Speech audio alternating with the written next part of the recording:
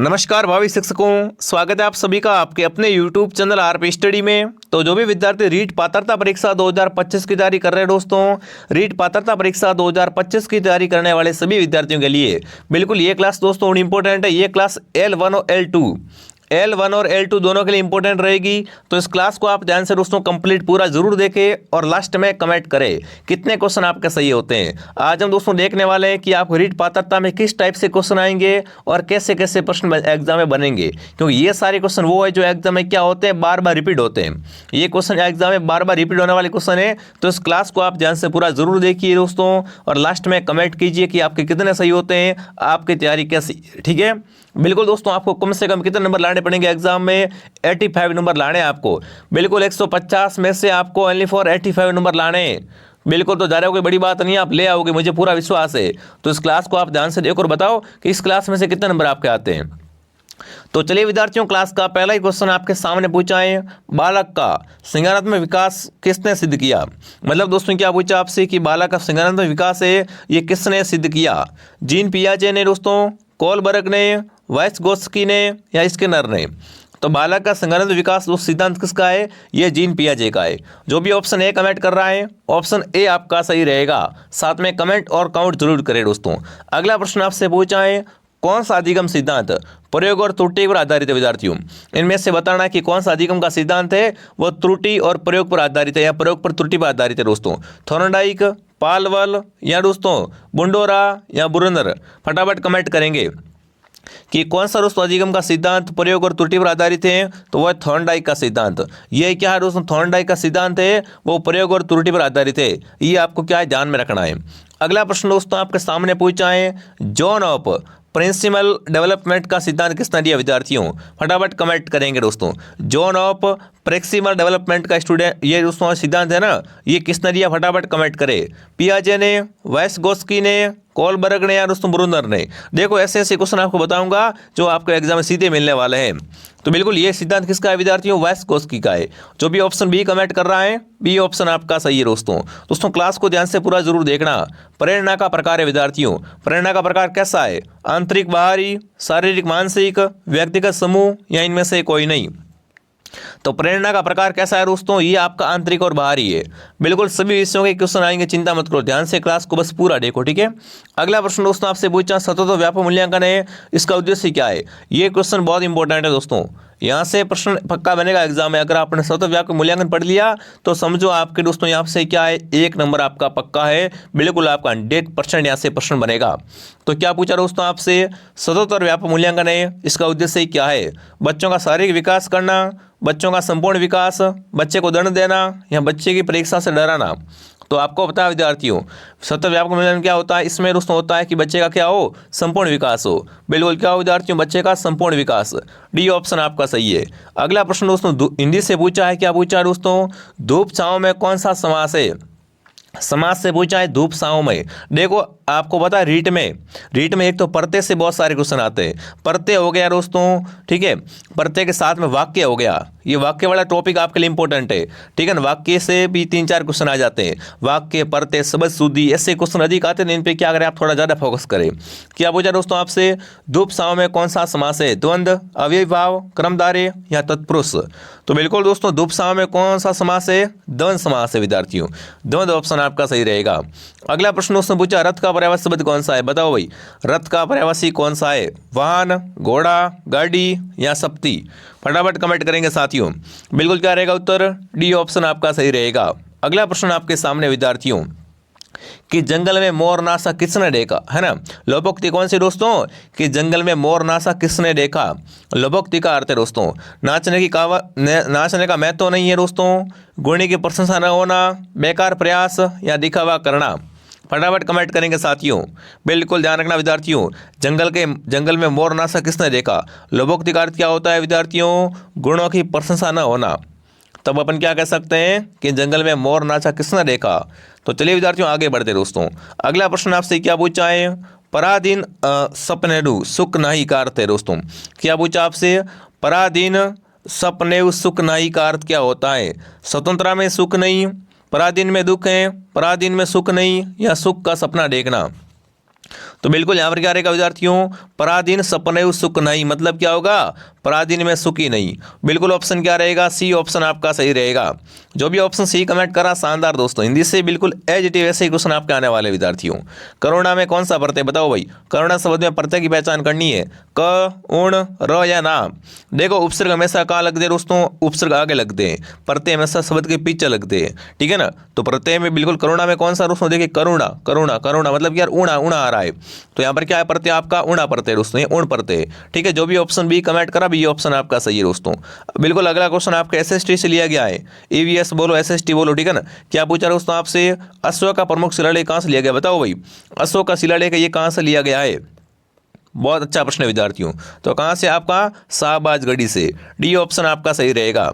अगला प्रश्न दोस्तों पूछा, राजस्थान का सबसे बड़ा जिला कौन सा है, तो आपको पता है दोस्तों राजस्थान का सबसे बड़ा जिला वो आपका जैसलमेर है।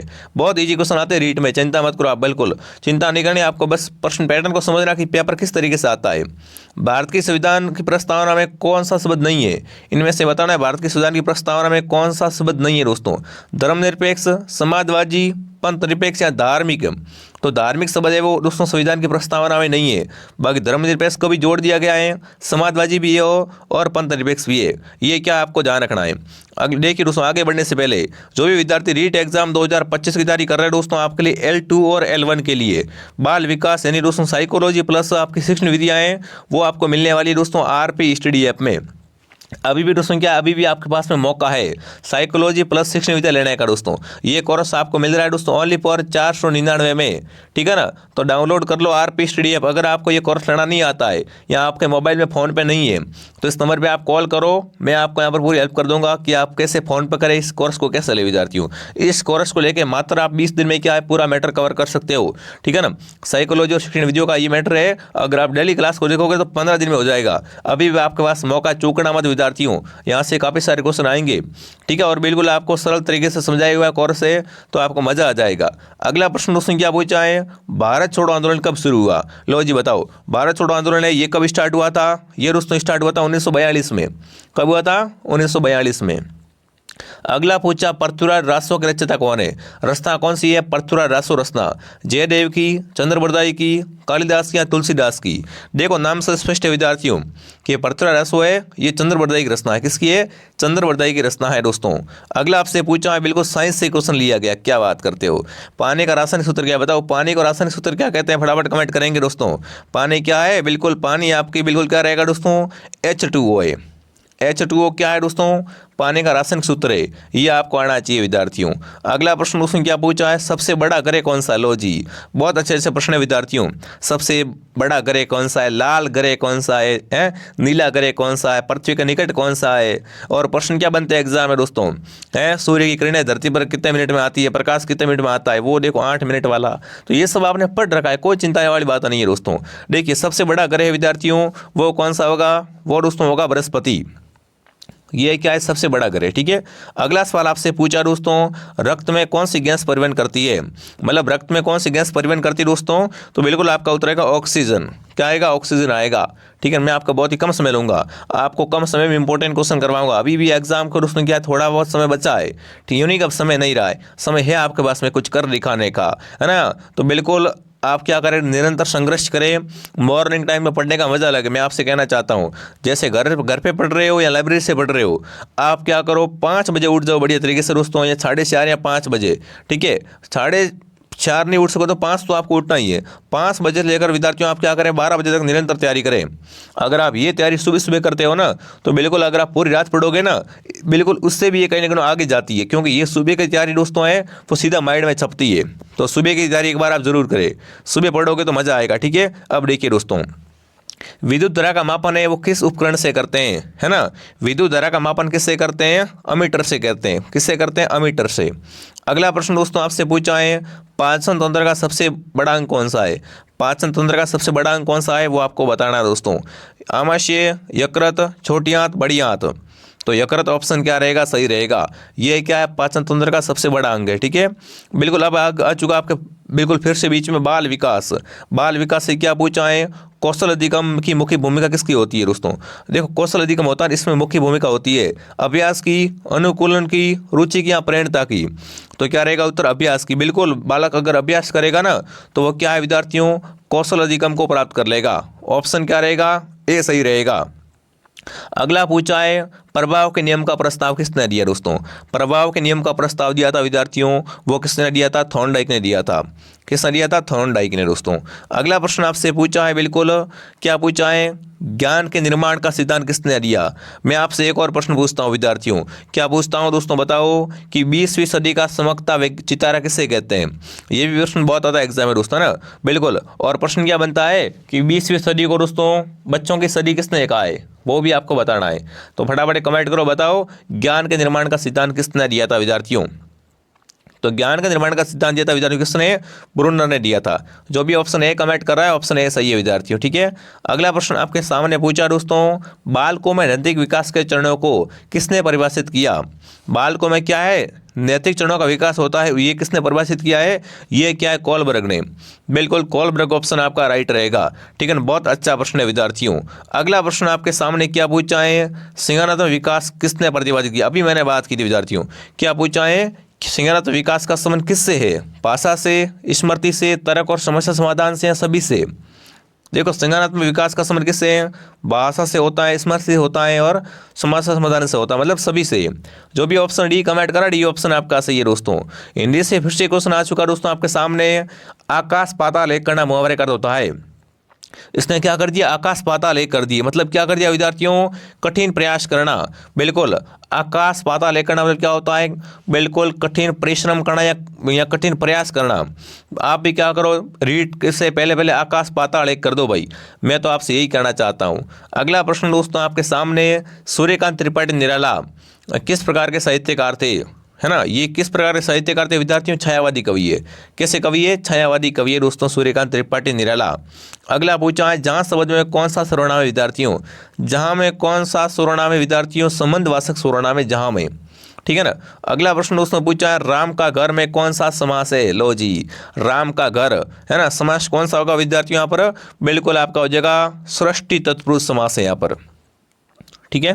अगला प्रश्न पूछा, सोना शब्द में कौन सा विशेषण है, सोने में कौन सा विशेषण है विद्यार्थियों, तो आपको पता है सोने में आएगा बिल्कुल गुणवाचक। क्या आएगा, गुणवाचक विशेषण है। अगला प्रश्न पूछा, सामाजिक अध्ययन से राजस्थान में ऊँटों का आयोजन, मेले का आयोजन कहाँ होता है। देखो ऊँटों का मेला भरता है दोस्तों, वो कहाँ भरता है, वो भरता है पुष्कर में। राजस्थान में ऊँटों का प्रसिद्ध मेला कहाँ भरता है, पुष्कर में भरता है दोस्तों। अगर आपसे पूछे ऊँट महोत्सव कहाँ मनाते तो आएगा बीकानेर, पर ऊँटों का मेला कहाँ भरता है, पुष्कर में भरता है दोस्तों। राजस्थान का भारत का सॉरी ठीक है ना, भारत का पहला गवर्नर जनरल कौन था, बताओ भाई। भारत का पहला गवर्नर जनरल कौन था विद्यार्थियों, तो वह था बिल्कुल आपके वॉरेन हॉस्टिंग्स। जो भी ऑप्शन डी कमेंट करा, डी ऑप्शन आपका सही है। अगला पूछा दोस्तों, मारवाड़ में है ना, मारवाड़ राजस्थान के किस क्षेत्र को कहते हैं, मतलब मारवाड़ है ना, कि राजस्थान के कौन से भाग में, पश्चिम राजस्थान को कहते हैं क्या, पूर्वी राजस्थान, उत्तरी राजस्थान, दक्षिण राजस्थान। तो देखो मारवाड़, जोधपुर, पाली है, जालौर, बाड़मेर, ये सब मारवाड़ में आते हैं। और मारवाड़ कौन सा भाग है दोस्तों, पश्चिमी राजस्थान का भाग बोला जाता है, ठीक है ना। ऑप्शन ए आपका सही है। जिसने भी दोस्तों क्लास को लाइक नहीं किया है, क्लास को लाइक और सब्सक्राइब करें और फटाफट कमेंट करें दोस्तों कि अजमेर में ख्वाजा मोइनुद्दीन चिश्ती की दरगाह किसने बनवाई दोस्तों, है ना। अजमेर में ख्वाजा मोइनुद्दीन चिश्ती की दरगाह है, ये बने थे अकबर ने। अकबर ऑप्शन आपका सही है दोस्तों। अगला आपसे पूछा, भारत में पंचायती राज प्रणाली का प्रचलन किस राज्य से स्टार्ट हुआ था, तो राजस्थान के नागौर जिले से। राजस्थान के नागौर जिले से क्या हुई थी विद्यार्थियों, पंचायती राज प्रणाली स्टार्ट हुई थी।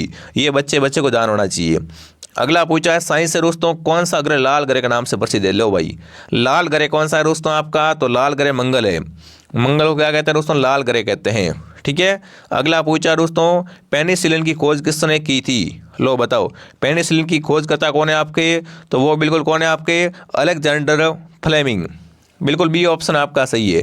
अगला प्रश्न पूछा दोस्तों, अम्ल का पीएच मान कितना होता है ना, फटाफट कमेंट करेंगे दोस्तों। अम्ल का पीएच मान पूछे तो क्या आएगा, 7 से कम होता है, ठीक है, सी ऑप्शन सही है। अगला पूछा, विटामिन डी की कमी से कौन सा रोग होता है। विटामिन ए से रतौंधी, बी से बेरी, सी से स्कारवी, डी से रिकर्डस। तो क्या आएगा, रिकर्डस ऑप्शन आपका सही रहेगा। ये क्या है दोस्तों, बिल्कुल विटामिन डी की कमी से होता है, ठीक है विद्यार्थियों। अगला पूछा है, धमनी की गति सबसे अधिक किस में होती है, मतलब ध्वनि गति है ना सबसे अधिक किस में होती है, ठोस में अधिक होती है, ठोस में ये गति अधिक होती है, ठीक है, ये आपको पता होना चाहिए। अगला है सामान्य ज्ञान से दोस्तों, है ना, भारत के राष्ट्रपति कार्यकाल कितने वर्ष का होता है, लो जी, भारत का कार्यकाल राष्ट्रपति होता है 5 वर्ष का कार्यकाल होता है, कितना होता है 5 वर्ष का दोस्तों, बिल्कुल। गिर वन किस राज्य में स्थित है विद्यार्थियों, गिर वन आपके कहाँ पर, गुजरात में, गिर से आप गुजरात याद कर लोगे ना, बिल्कुल कर लोगे, मुझे पता है। अगला पूछा जय जवान जय किसान नारा किसने दिया था दोस्तों, कि जय जवान जय किसान नारा किसका है, ये नारा लाल बहादुर शास्त्री का है दोस्तों, किसका है, लाल बहादुर शास्त्री का। चंद्रमा पर पहुंचने वाला पहला मानव कौन था, लो बताओ, चंद्रमा पर पहुंचने वाला पहला मानव कौन था दोस्तों, आपका नील आर्मस्ट्रांग। जो भी ऑप्शन बी कमेंट करा, बी ऑप्शन आपका सही है। अगला पूछा दोस्तों भारतीय राष्ट्रीय कांग्रेस की स्थापना कब हुई, लो जी, कांग्रेस की स्थापना बहुत पूछते एग्जाम में, तो कांग्रेस की स्थापना हुई थी 1885 में, ठीक है विद्यार्थियों। ये आपके बहुत इंपॉर्टेंट क्वेश्चन है, मैंने बता दिया आपको।